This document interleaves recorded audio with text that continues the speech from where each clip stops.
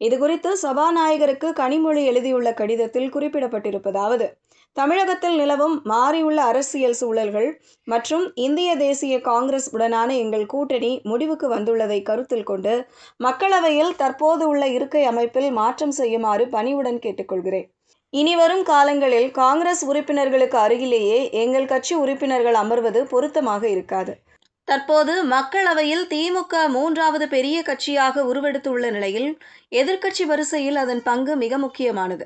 காங்கிரஸ் கூட்டணியில் இருந்து வெளியேறியுள்ளதால் சபையில் தங்களது கருத்துக்களை சுதந்திரமாகவும் தனித்துவமாகவும் முன்வைக்க தனி இருக்கை வசதி அவசியம் என்று திமுக தரப்பில் வலியுறுத்தப்படுகிறது.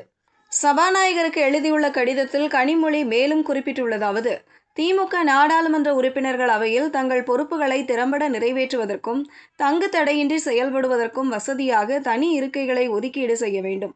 உங்கள் மேலான அலுவலகம் இதனை பரிசீலித்து உரிய நடவடிக்கை எடுக்கும் என்று நம்புகிறேன் என தெரிவித்துள்ளார். காங்கிரஸ் திமுக கூட்டணி என்பது கடந்த காலங்களில் பல தேர்தல்களில் வெற்றிகரமான கூட்டணியாக பார்க்கப்பட்டது. குறிப்பாக மதசார்பற்ற கொள்கைகளின் அடிப்படையில் ஒருங்கிணைந்து செயல்பட்ட இந்த இரு கட்சிகளும் இப்போது பிரிந்திருப்பது அதிர்ச்சியை ஏற்படுத்தியுள்ளது.